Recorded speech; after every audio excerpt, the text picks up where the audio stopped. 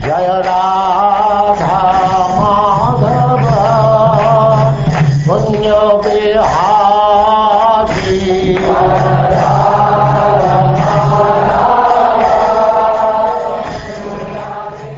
And now chapter 7, the killing of the demon Trnavarta.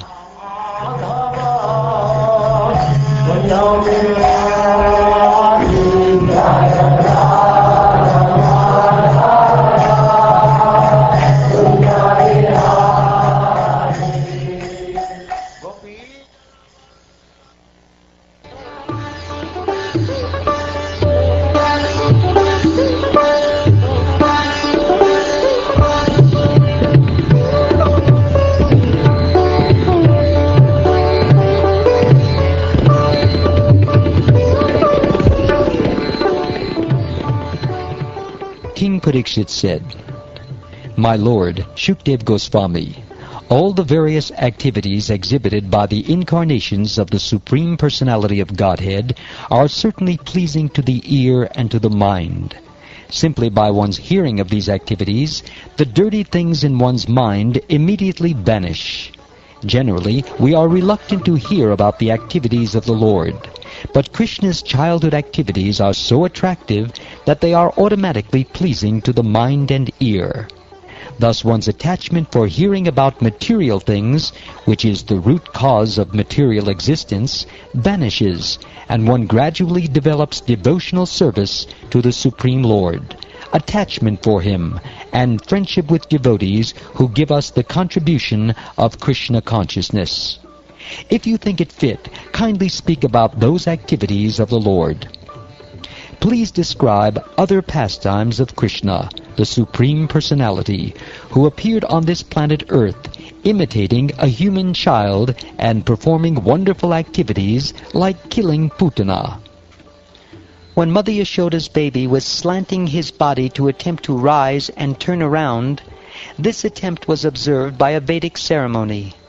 In such a ceremony, called Uttana, which is performed when a child is due to leave the house for the first time, the child is properly bathed. Just after Krishna turned 3 months old, Mother Yashoda celebrated this ceremony with other women of the neighborhood. On that day, there was a conjunction of the moon with the constellation Rohini. As the Brahmins joined by chanting Vedic hymns and professional musicians also took part, this great ceremony was observed by Mother Yashoda.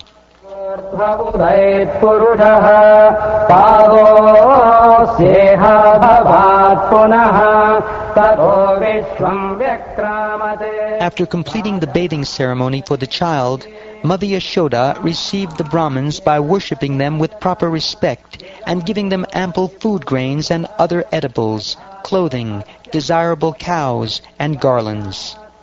The Brahmins properly chanted Vedic hymns to observe the auspicious ceremony, and when they finished and Mother Yashoda saw that the child felt sleepy, she lay down on the bed with the child until he was peacefully asleep. The liberal Mother Yashoda, absorbed in celebrating the Uttana ceremony, was busy receiving guests, worshipping them with all respect, and offering them clothing, cows, garlands, and grains. Thus she could not hear the child crying for his mother. At that time, the child Krishna, demanding to drink the milk of his mother's breast, angrily threw his legs upward. Lord Sri Krishna was lying down underneath the handcart in one corner of the courtyard, and although his little legs were as soft as leaves, when he struck the cart with his legs, it turned over violently and collapsed. The wheels separated from the axle, the hubs and spokes fell apart, and the pole of the handcart broke. On the cart there were many little utensils made of various metals, and all of them scattered hither and thither. When Mother Yashoda and the other ladies who had assembled for the Uttana festival, and all the men headed by Nanda Maharaj, saw the wonderful situation, they began to wonder how the handcart had collapsed by itself. They began to wander here and there, trying to find the cause, but were unable to do so. The assembled cowherd men and ladies began to contemplate how this thing had happened. "Is it the work of some demon or evil planet?" they asked. At that time, the small children present asserted that the cart had been kicked apart by the baby Krishna. As soon as the crying baby had kicked the cart's wheel, the cart had collapsed. There was no doubt about it. The assembled gopis and gopas, unaware that Krishna is always unlimited, could not believe that the baby Krishna had such inconceivable power. They could not believe the statements of the children, and therefore they neglected these statements as being childish talk. Thinking that some bad planet had attacked Krishna, Mother Yashoda picked up the crying child and allowed him to suck her breast. Then she called for experienced Brahmins to chant Vedic hymns and perform an auspicious ritualistic ceremony. After the strong, stout cowherd men assembled the pots and paraphernalia on the handcart and set it up as before, the Brahmins performed a ritualistic ceremony with a fire sacrifice to appease the bad planet, and then with rice grains, kusha, water, and curd, they worshipped the Supreme Lord. When Brahmins are free from envy, untruthfulness, unnecessary pride, grudges, disturbance by the opulence of others, and false prestige, their blessings never go in vain. Considering this, Nanda Maharaj soberly took Krishna on his lap and invited such truthful Brahmins to perform a ritualistic ceremony according to the holy hymns of the Samveda, Rigveda, and Yajurveda.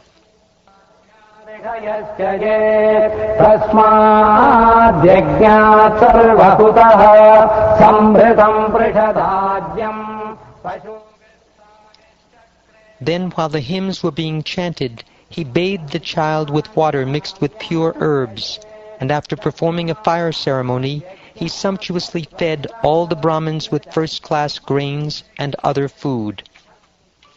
Nanda Maharaj, for the sake of the affluence of his own son Krishna, gave the Brahmins cows fully decorated with garments, flower garlands, and gold necklaces.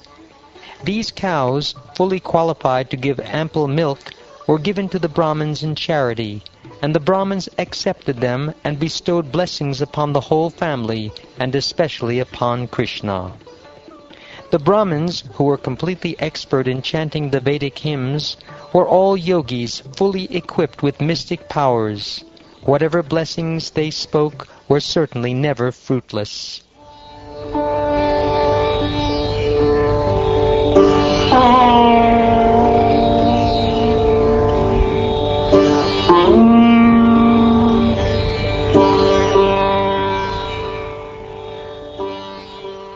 One day, a year after Krishna's appearance, Mother Yashoda was patting her son on her lap.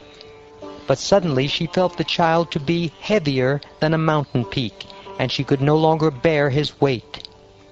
Feeling the child to be as heavy as the entire universe, and therefore being anxious, thinking that perhaps the child was being attacked by some other ghost or demon, the astonished Mother Yashoda put the child down on the ground and began to think of Narayan. Foreseeing disturbances, she called for the Brahmins to counteract this heaviness, and then she engaged in her other household affairs. She had no alternative than to remember the lotus feet of Narayan, for she could not understand that Krishna was the original source of everything.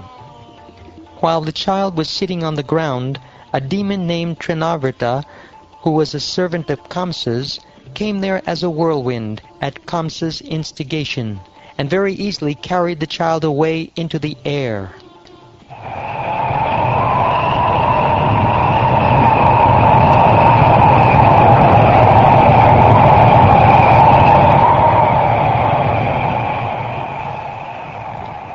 Covering the whole land of Gokul with particles of dust, that demon, acting as a strong whirlwind, covered everyone's vision and began vibrating everywhere with a greatly fearful sound.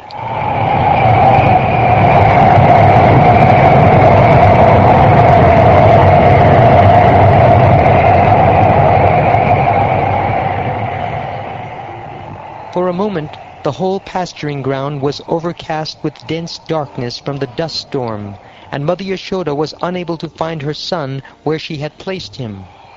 Because of the bits of sand thrown about by Trinavarta, people could not see themselves or anyone else, and thus they were illusioned and disturbed.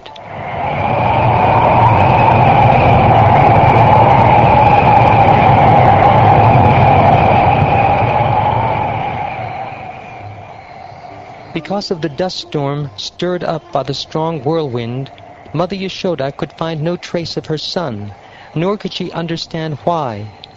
Thus she fell down on the ground like a cow who has lost her calf, and began to lament very pitifully. When the force of the dust storm and the winds subsided, Yashoda's friends, the other gopis, approached Mother Yashoda, hearing her pitiful crying. Not seeing Krishna present, they too felt very much aggrieved and joined Mother Yashoda in crying, their eyes full of tears.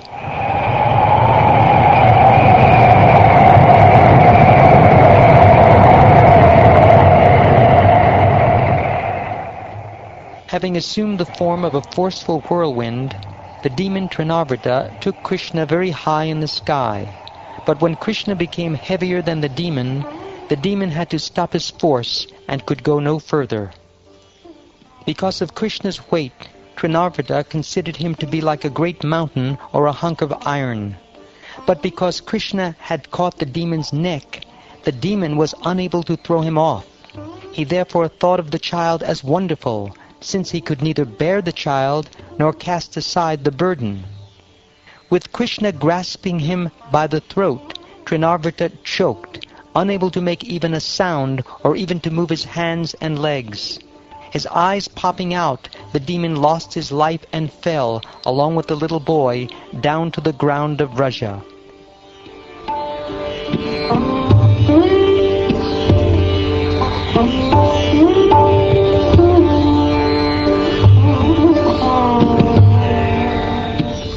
While the gopis who had gathered were crying for Krishna, the demon fell from the sky onto a big slab of stone. His limbs dislocated as if he had been pierced by the arrow of Lord Shiva, like Tripura Asura. The gopis immediately picked Krishna up from the chest of the demon and delivered him, free from all inauspiciousness, to Mother Yashoda. Because the child, although taken into the sky by the demon, was unhurt and now free from all danger and misfortune, the gopis and cowherd men, headed by Nanda Maharaj, were extremely happy.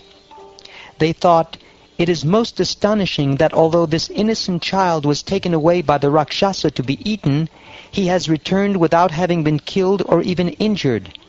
Because this demon was envious, cruel, and sinful, he has been killed for his own sinful activities. This is the law of nature. An innocent devotee is always protected by the Supreme Personality of Godhead, and a sinful person is always vanquished for his sinful life."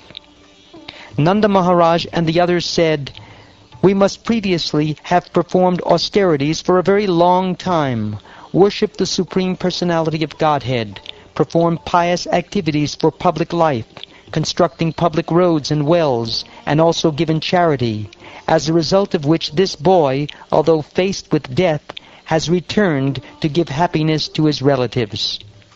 Having seen all these incidents in Brihadvan, Nanda Maharaj became more and more astonished, and he remembered the words spoken to him by Vasudeva in Mathura.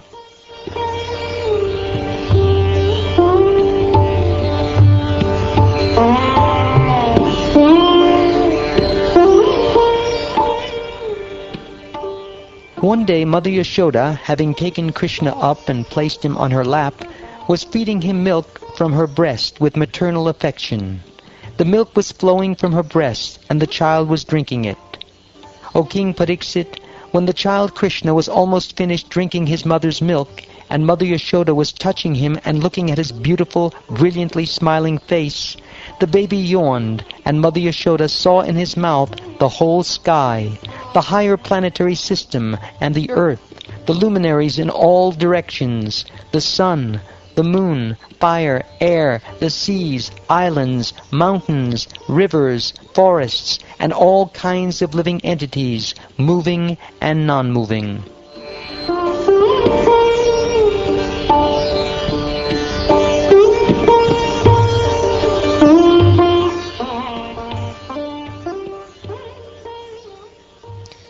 Mother Yashoda saw the whole universe within the mouth of her child, her heart began to throb, and in astonishment she wanted to close her restless eyes.